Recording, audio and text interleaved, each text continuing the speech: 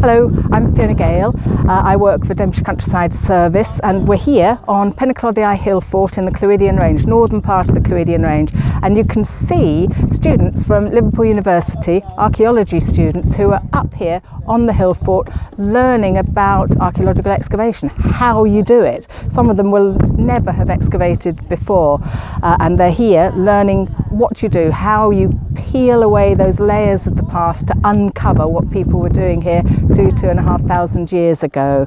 Behind me you can see a big dry stone wall. That's part of the bank, the rampart that goes around this hill fort, and it's been exposed as dry stone, massive dry stone wall, about 4 meters wide, beautiful construction on the inside that we can see from here, but also on the outside as well.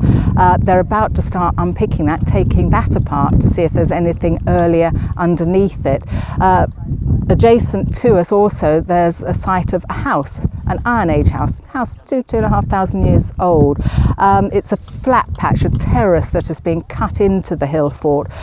Very little of the walls of it survived, traces of perhaps turf that was the wall, but they've taken 100% sample of the soils that formed the floor, and they're analysing those back in the lab.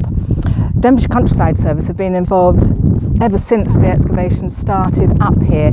At that time, 6 years ago, we were still involved in a project called Heather and Hill Forts, and really it's because of that Dr. Rachel Pope got involved and decided to start a field school here for her students.